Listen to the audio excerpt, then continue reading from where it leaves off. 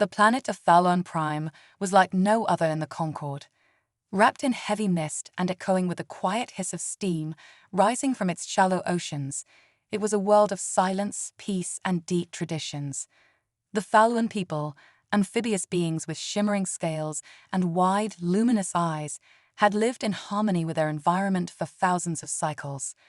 They revered the thermal pools scattered across their planet, not for comfort, but for the fear they inspired. Anything warmer than 40 degrees Celsius was seen as death's domain, sacred and untouchable. These pools were marked with warnings, ancient symbols etched in coral stone, and no Thalwyn dared enter them. Stories passed down through generations spoke of bodies vanishing in steam, of pain so intense it shattered the soul. To the Thalwyn, hot water was not healing, it was a reminder of fragility. So when the sky tore open in a fiery blaze and an unidentified vessel crashed near the forbidden pools, panic spread faster than the steam. The elders gathered, murmuring ancient chants of protection, and the young hid behind kelp-veiled homes. The Concord outpost, stationed in orbit, immediately dispatched observation drones, which captured the ship, scarred, but intact, resting uneasily on the jagged shore of the sacred springs. It bore markings unknown to most Thalwyn, though a few recognized the shape from outdated files. It was a human ship.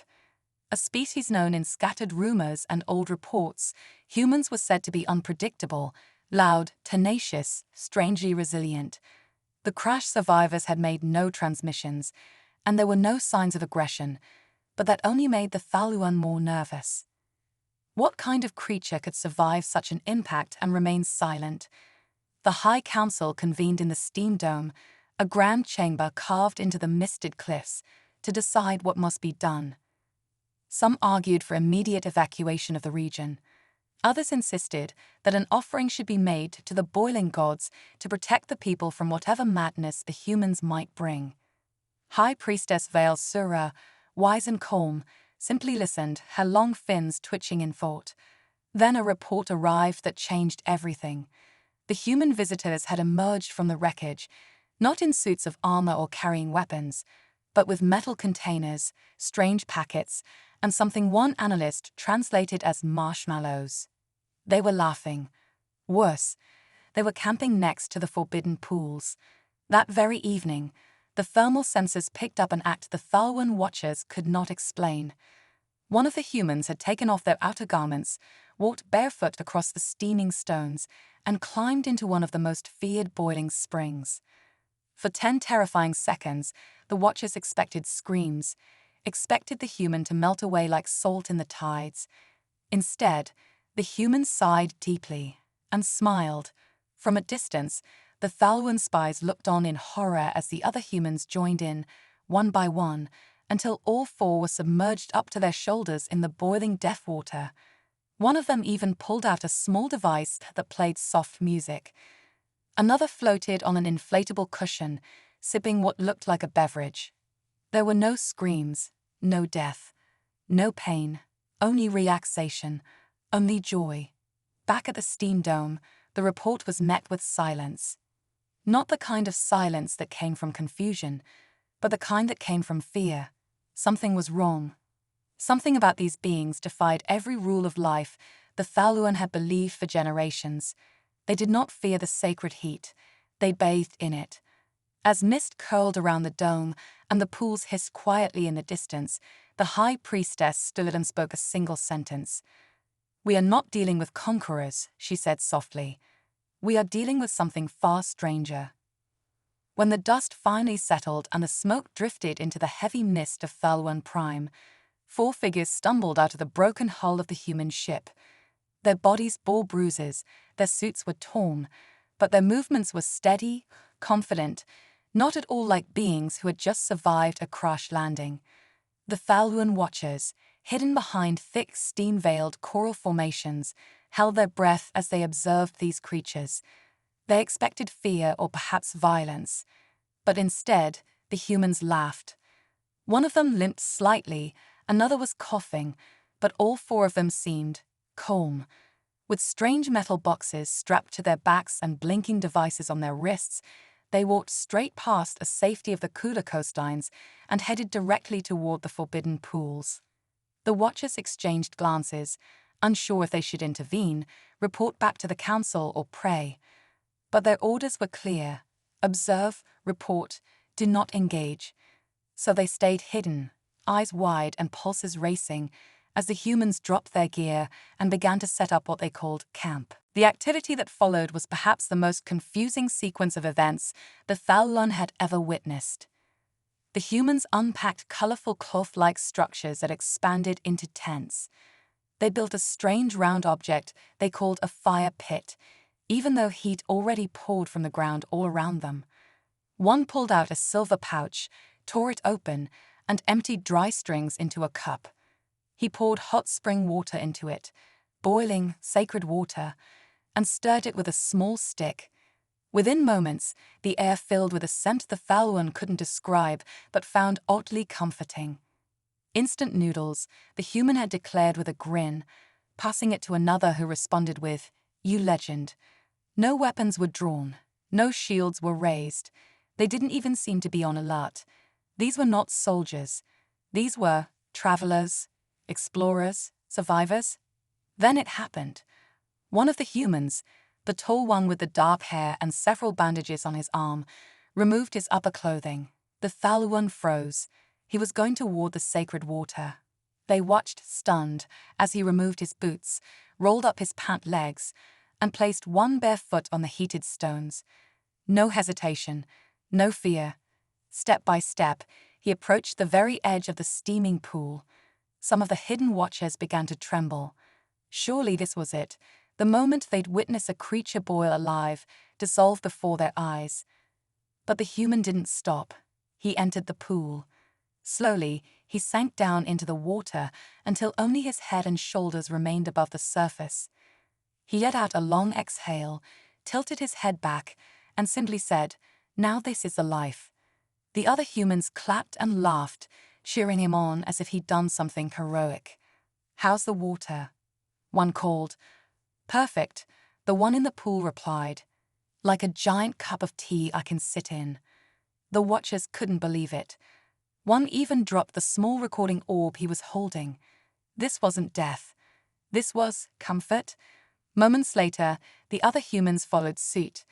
One brought what appeared to be glowing bottles, passed them around, and they began clinking them together and drinking.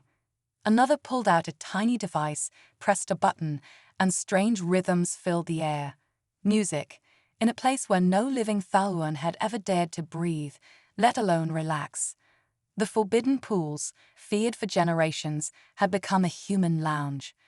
As the mist thickened and the laughter echoed off the stone, the Thalun crept back in silence, minds spinning. What kind of creatures bathe in the land of death? What kind of beings laugh in the face of boiling water? Back in the steam dome, the report would soon be delivered, and when it was, there would be no answers.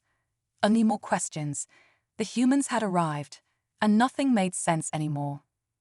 The mist rolled heavier that morning, clinging to the cliffs and curling along the surface of the sacred pools like cautious fingers. In the heart of the steam dome, High Priestess Velsura stood before a wide viewing crystal, her silver-lined eyes locked onto the surreal sight playing out below. The humans, strange, soft-skinned beings with too few fins and too much laughter, were still there, and they were not only alive, but thriving. One had hung a string of lights across the rocks, powered by some small device. Another was half submerged in the steaming water, reading from a waterproof tablet and humming what sounded like a song. The tallest one sipped a cup of hot black liquid, which he called coffee, while the fourth simply leaned back in the boiling water and said to the clouds, "This is better than that spa on Europa." It was beyond reason. This should have been a death ritual, and yet they appeared at peace. The Thalun people had never been so confused. For them, pain and heat were one and the same. Boiling water was the symbol of their god's wrath, a place where offerings were made but never entered. It was a boundary, a warning, a sacred law. And here were these creatures, dancing in the flames of that law without fear. Something had to be done. The high priestess could no longer bear the silence of not knowing. She called forth her most trusted voice, Envoy Calorith, known for his calm heart and sharp mind, and instructed him to approach the humans directly. Observe their ways, speak their truth, and if they are not mad, then perhaps they are something greater than we imagined, she told him quietly, the steam around her thickening like a whisper from the gods. Calorith was nervous, but he obeyed. Disguised in his ceremonial cloak and translator helm, he approached the humans' camp with slow, deliberate movements. The humans noticed him almost immediately, but instead of showing hostility or caution, they greeted him with wide smiles and welcoming gestures. "Hey there, buddy," one of them called. "Want a hot cocoa?" Another waved him over with a dripping hand, motioning for him to sit on a nearby towel. Calorith's translator clicked and buzzed, trying to keep up with the flood of casual, strange speech. "Welcome to the hottest hangout spot on the planet," joked one. Literally, another added. They all laughed. Calorith didn't understand. He watched closely as they explained their ritual. They called it a hot tub break, a thing done for comfort, for bonding, for relaxation. "It's good for the muscles," said the one named Julia.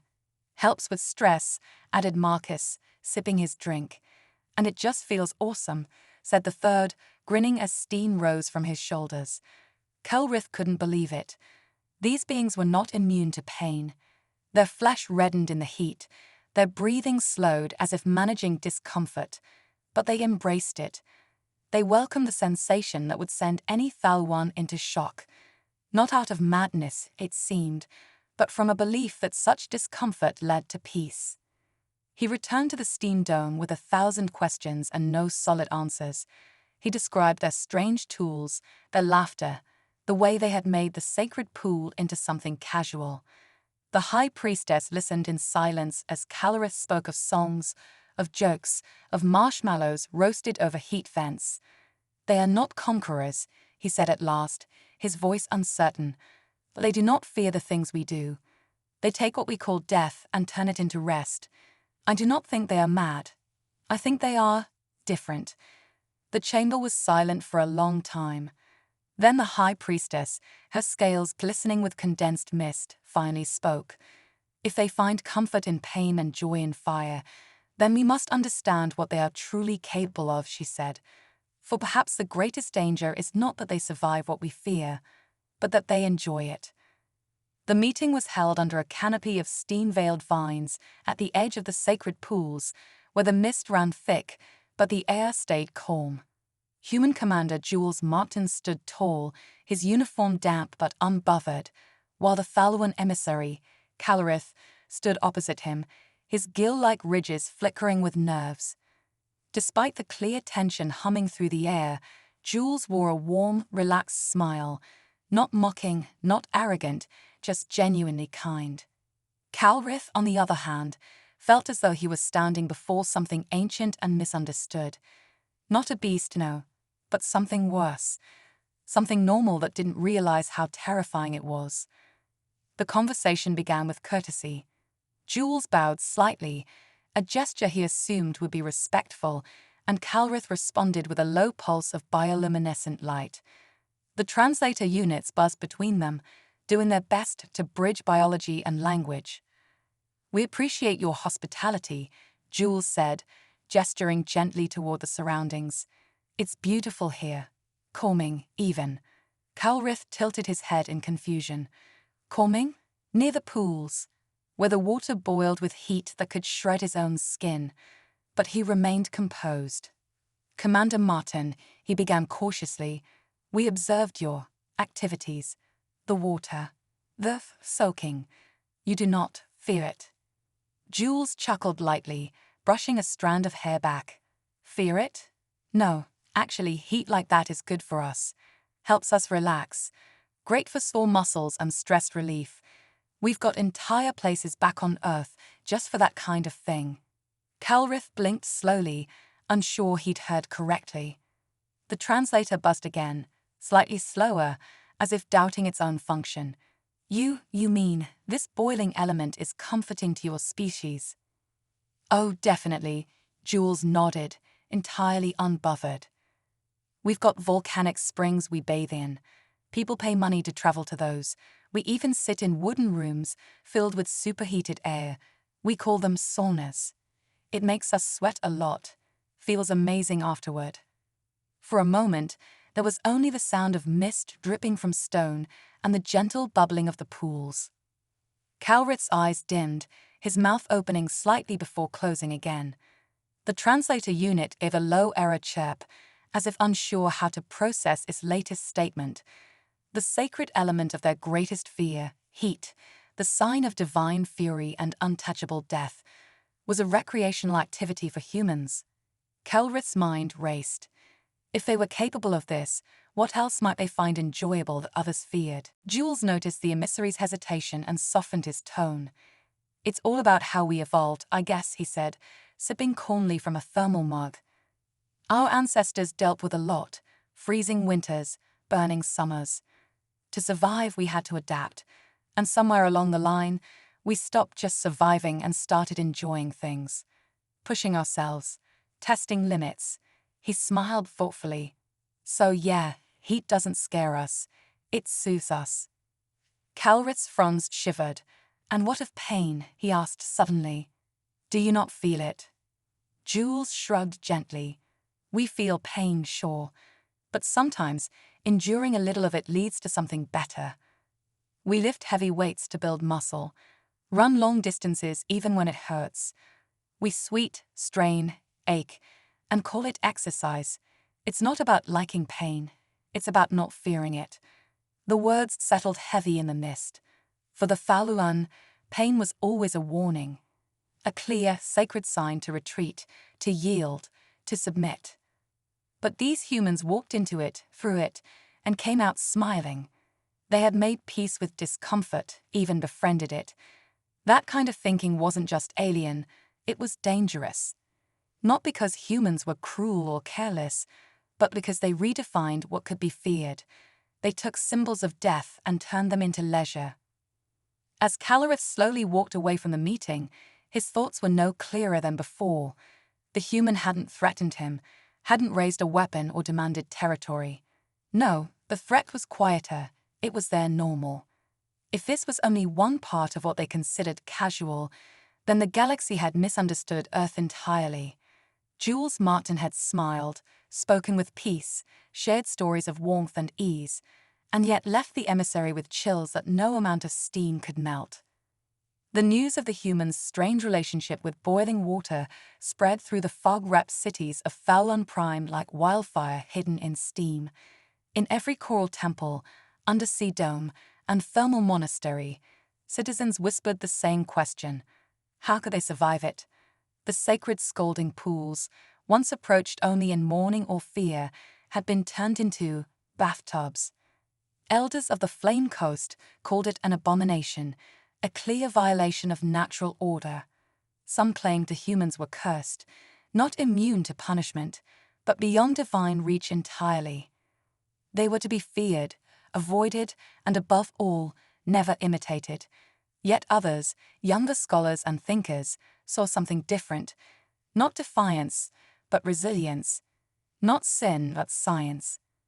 One among them, a young healer named Velari, watched the debate unfold with curious silence.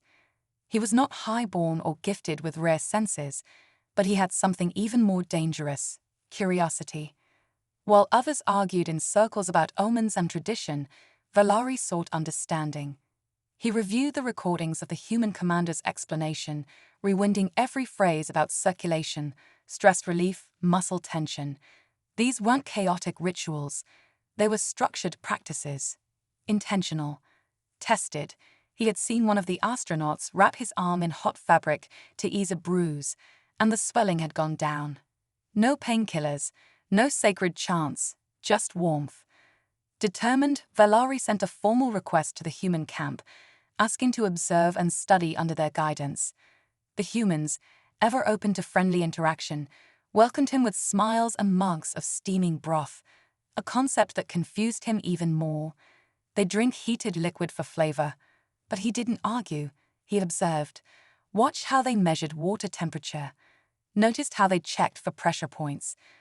When he asked about their biology, they responded with charts, jokes, and even a holographic tour of a human circulatory system. Their arteries expanded in heat. Blood flowed easier. Healing accelerated. To Velari, it was more than medicine. It was a kind of wisdom his people had never dared consider. Soon, Velari began testing small things. First on himself, a mildly warmed shellcloth wrapped around a stiff fin joint. The ache reduced in minutes. Then on an elder who had struggled with internal crystal inflammation. A gentle thermal bath soothed the rigidity, allowing the elder to swim freely for the first time in seasons. Word spread. At first, it was dismissed as madness. Then luck. But when he applied warm water compresses to infected wounds and saw faster recovery, even the skeptics began to watch. But not all were pleased. Conservative leaders warned that the sacred fire was not to be touched. They accused Velari of sacrilege, of inviting chaos by copying outsiders. Heated arguments erupted across the seas. Sermons clashed with science, tradition with progress. The steam heresy, some called it. Yet for every scolding priest, there was a healed child. For every outraged elder, a grateful swimmer who could finally move without pain. Velari didn't seek to change their beliefs, only to open their eyes. He explained again and again, the humans were not gods, nor demons. In time, more Falwun began experimenting under supervision, controlled environments, specific temperature thresholds. The sacred pools were not desecrated, but new ones were built for healing, not mourning. They were careful, respectful, but the shift had begun. All because a few strangers had sat laughing in boiling water and called it peace. Velari stood by one of the new treatment pools, watching an old mother smile as her twisted fin loosened in gentle steam. The healer knew the debate wasn't over. There would still be fear, still resistance. But now there was also hope. And perhaps that, too, was part of what made humans so dangerous. Not their strength, but the way they made others question limits they once thought were unbreakable. The dawn of the boiling rite was unlike any morning Falun Prime had ever known. Mist rolled heavy across the coral plains, wrapping the sacred cliffs in layers of silence and anticipation. For generations, the forbidden pool had stood untouched. A steaming crater at the heart of an ancient volcanic spring, hidden beneath layers of myth and taboo. The stories told of souls vanishing in its depths, of vapor-screamed curses, and of gods punishing those who dared disturb its wrath. But now, for the first time in centuries, a gathering formed around its mist-shrouded edge. Humans and Thalwyn together, not in battle or fear, but in shared curiosity and something far deeper: trust. It had started with an invitation. After months of cultural exchange, where humans had shared everything from thermal therapy to stories of sauna parties, and the Thalwyn had gifted their biogel healing technology, a living substance that accelerated regeneration, it seemed only natural to commemorate their growing friendship. Velari, the young healer once called a heretic, proposed a ceremony, a shared entry into the forbidden pool, not to test fate, but to rewrite it. What was once feared would now become a symbol of understanding. The high priestess herself, though still cautious, agreed under the condition that safety protocols be observed and healers be present from both species, and so the day came. Commander Jules Martin led the human delegation, dressed not in formal uniform, but in a simple swim wrap and a wide grin. "We brought towels," he joked, holding one high as the translator quietly whispered his words into the minds of dozens of Tholwan spectators. Behind him, 3 human scientists and 2 planetary engineers followed, looking around with the same respect one might show a cathedral. Beside them stood Velari, glowing with a mixture of pride and nervousness.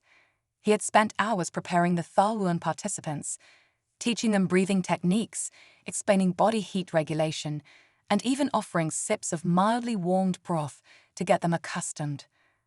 The Thalwyn volunteers, wrapped in thin ceremonial kelp robes, were clearly anxious but determined. With a silent nod from the high priestess, the rite began. The humans stepped into the pool first, their movements calm and practiced.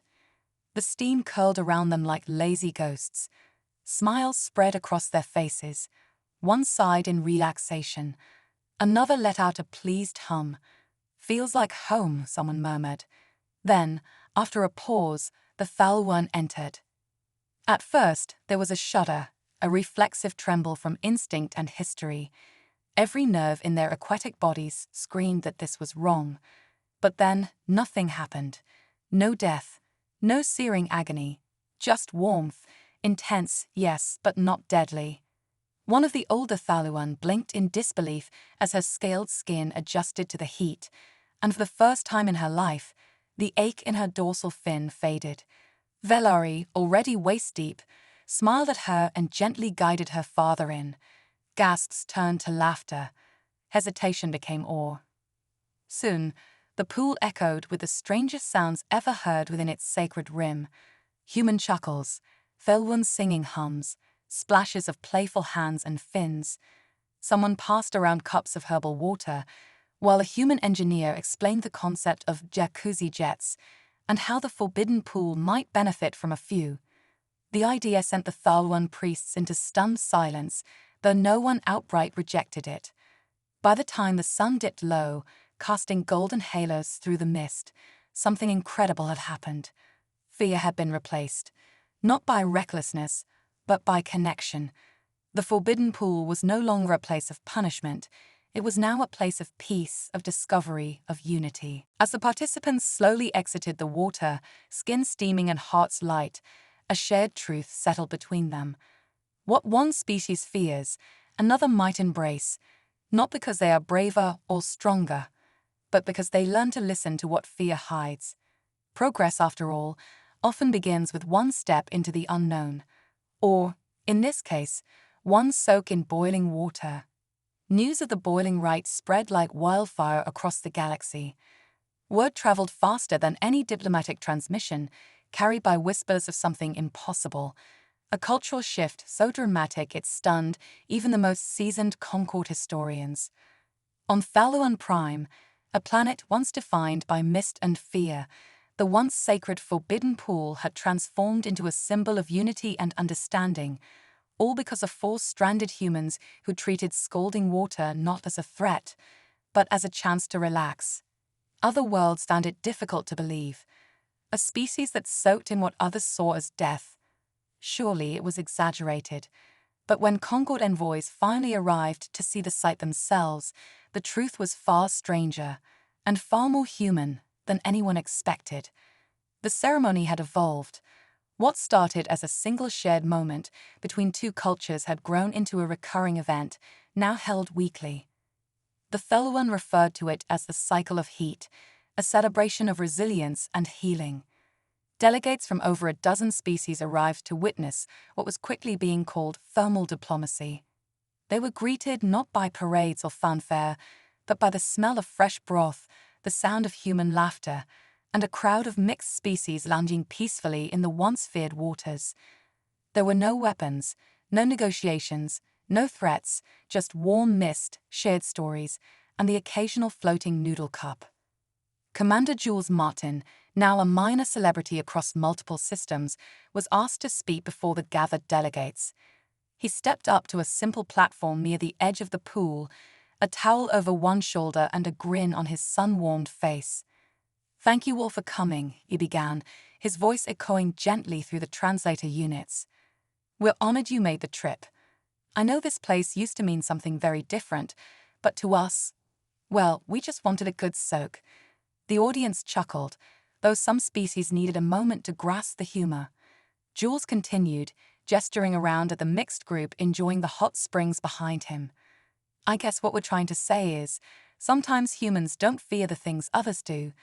Not because we're fearless, but because we're curious. We like testing limits. Sometimes we break them. Sometimes we discover something new. And sometimes," he looked over at Valari, who was busy explaining water circulation patterns to a group of fascinated aquatic scholars, "we make unexpected friends." The Concorde's central archivists, after thorough observation and a series of interviews with the Thalwan and humans alike, added a new note to their cultural database. It read simply, "Extreme conditions are not obstacles to humans, they're hobbies."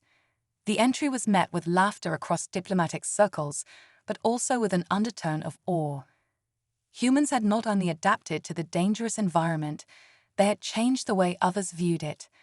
This wasn't military strength or technological dominance. It was something subtler. The power of perception, the courage to step into discomfort with a smile, and the instinct to invite others along. The Hot Springs Pact, as it became known, wasn't a formal treaty. It didn't require signatures or legal clauses.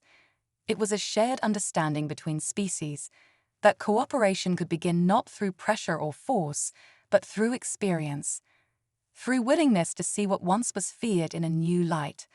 Over time, the Forbidden Pool became a destination for scholars, diplomats, and adventurers. Some came to study the biology, others came just to relax, and the Thalwan, once a reclusive people defined by cautious tradition, became known as hosts of the warmest peace in the Concorde. And as for the humans, they didn't think much of it. To them, it was all rather normal. A few cups of coffee, a few laughs, and a good long soak in the hot springs, just another way to spend the afternoon. The galaxy, however, would never quite see normal the same way again.